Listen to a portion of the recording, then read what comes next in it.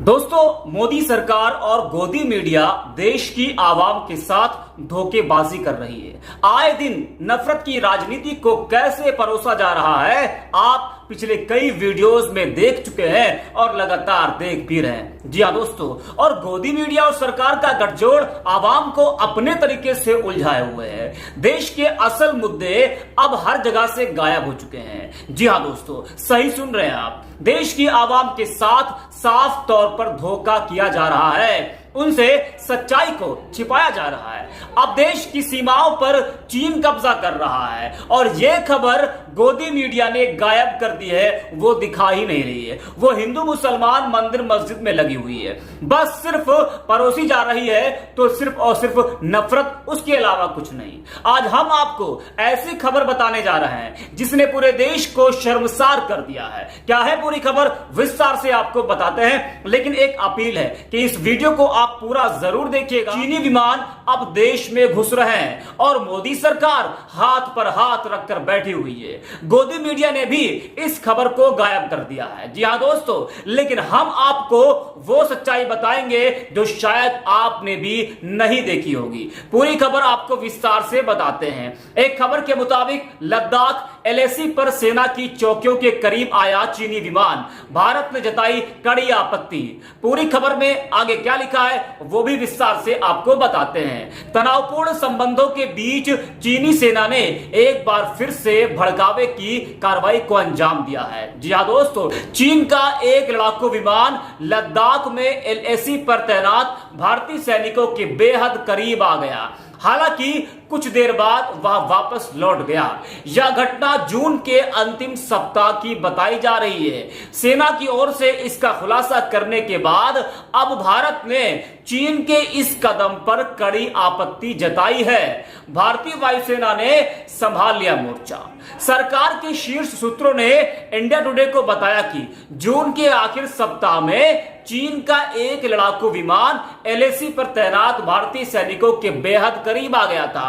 विमान को देखते ही भारतीय वायुसेना भी सतर्क हो गई और उसने अपने लड़ाकू विमानों सहित सैनिकों को प्रतिक्रिया के लिए तैनात कर दिया। जी हां दोस्तों, इसके अलावा चीन के किसी भी संभावित दुस्साहस से निपटने के लिए भारतीय सेना के जवानों को भी सक्रिय कर दिया गया था। जी हां, वायुसेना के रडार पर पकड़ा गया था चीन का विमान। सूत्रों ने बताया कि पूर्वी लद्दाख में चीन द्वारा पिछले कुछ महीनों में संभावित हवाई क्षेत्र के उल्लंघन की यह पहली घटना है। चीनी विमान को सीमावर्ती इलाके में तैनात भारतीय वायुसेना के रडार के जरिए पकड़ा गया था और यह घटना ऐसे समय में हुई है जब चीनी वायुसेना पूर्वी लद्दाख के पास अपने नियंत्रण वाले क्षेत्रों में एक बड़ा अभ्यास कर रही है और अभ्यास के दौरान वायु रक्षा हथियारों को बड़े पैमाने पर इस्तेमाल किया जा रहा है।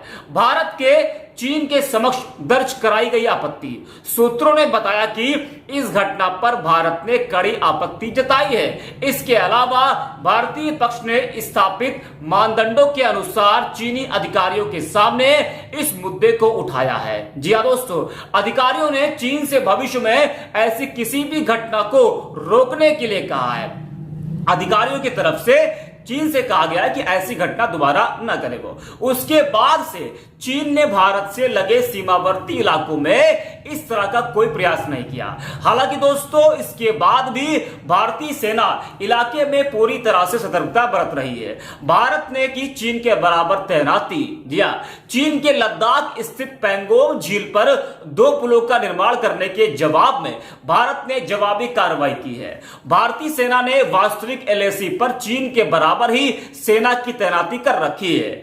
दौलत बेग ओल्डी सैन्य अड्डे तक जाने के लिए सड़कों और पुलों का पूरा जाल बिछाया गया है और इनसे टैंक और बख्तरबंद वाहन भी जा सकते हैं। आपातकालीन स्थिति से निपटने के लिए गलवान नदी पर 7 पुल भी बनाए जा रहे हैं। इस मामले पर दोस्तों अब ट्विटर पर भी लोग अपनी अपनी प्रतिक्रिया दे रहे हैं। पूर्व वरिष्ठ आईएएस अधिकारी ने भी ट्वीट कर बड़ी बात कही है। उन्होंने लिखा है कि चीन के लड़ाकू विमान ने लद्दाख बॉर्डर के पास उड़ान भरी। भारत ने जवाब दिया, लाल आंख दिखाई। आदरणीय मुनि को फरसे के साथ भेज सकते हैं। जी हां दोस्तों, तो ये पूर्व वरिष्ठ आईएएस अधिकारी हैं जिन्होंने इस पूरे मामले पर ट्वीट किया है और तंज भी कसा है, जो ट्वीट पढ़कर मैंने आपको दोस्तों बताया और सुनाया है। एक और यूजर ने लिखा है कि 56 इंच कहां चले गए अंधभक्तों, चीन का फाइटर एलएसी के पास आकर चला गया। बात तो सही है, 56 इंच की बात करने वाले लोग आज कहां चले गए। चीन का फाइटर एलएसी के पास आकर चला जाता है और हमें पता भी नहीं चलता है। अब देश की सीमाओं पर चीन कब्जा कर रहा है और 56 इंच की बात करने वाले लोग खामोश बैठे हैं। ये खामोशी देश को गर्त की ओर ले जा रही है दोस्तों। जी हां दोस्तों, इससे पहले आपने देखा था ना, नेपाल ने किस तरह से कोशिश की हमारे देश पर कब्जा करने की। चीन लगातार करता ही रहता है और चीन अब जो है हमारे जवानों को भी आंख दिखा रहा है। उसके बावजूद भी देश के प्रधानमंत्री चुप्पी साधे बैठे रहते हैं। गौरतलब है कि चीन के साथ 2 साल से भी ज्यादा समय से एलएसी पर गतिरोध चल रहा है। मामला सुलझाने के लिए सैन्य स्तर 1 दर्जन से ज्यादा वार्ताएं भी हो चुकी हैं। जी दोस्तों, सैन्य स्तर पर 1 दर्जन से ज्यादा वार्ताएं भी हो चुकी हैं, लेकिन अब भी मामले का कोई हल नहीं निकला है। जून 2020 में गलवान घाटी में दोनों देशों के सैनिकों के बीच खूनी झड़प भी हुई थी और इस घटना में भारतीय सेना के 20 जवान शहीद हो गए थे। जी हां दोस्तों, हमारे 20 जवान शहीद हो गए थे। इस खूनी संघर्ष के बाद से ही दोनों देशों की सेनाएं भारी हथियारों के साथ सीमा पर डटी हैं। जी हां, पूरी वास्तविक नियंत्रण रेखा पर हालात तनावपूर्ण हैं। ऐसे में उकसाने वाली कोई भी हरकत बारूद के ढेर में चिंगारी साबित हो सकती है। सच दोस्तों अब आपके सामने है, किस तरह से मोदी सरकार में चीन अपनी चालें चल रहा है वो भी आप देख सकते हैं। और अब चीन लगातार भारत को आंखें दिखा रहा है और भारत सरकार हाथ पर हाथ रखकर बैठी हुई है। और क्योंकि वो व्यस्त है, वो बिजी है हिंदू मुसलमान मंदिर मस्जिद के चक्कर में, इस वजह से उसका ध्यान वहां पर नहीं जा रहा है। कोई कुछ भी कर ले हमारे देश के साथ। दोस्तों इस पर आपकी राय क्या है, कमेंट करके आप जरूर बताएं। और अगर आपको यह वीडियो पसंद आई हो तो इसको जरूर शेयर कीजिएगा। धन्यवाद दोस्तों।